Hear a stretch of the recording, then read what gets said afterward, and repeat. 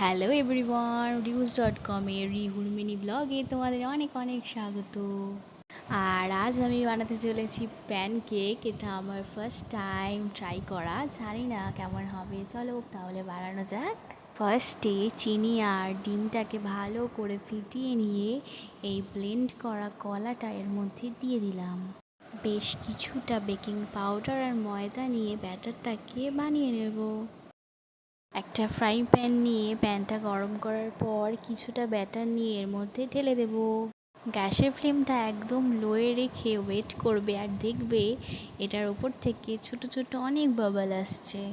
প্যানকেকটায় সুন্দর একটা কালার পেতে গেলে আমাদের হিটটাকে একদম লোয়ে রেখে এটাকে বানাতে হবে। দেখতে পাচ্ছ এক সাইড হয়ে গেছে, তাই আমি এটাকে উল্টে দিয়েছি। আর এই প্যানকেক থেকে সুন্দর একটা স্মেল আসলে বুঝতে পারবে প্যানকেকটা রেডি হয়ে গেছে।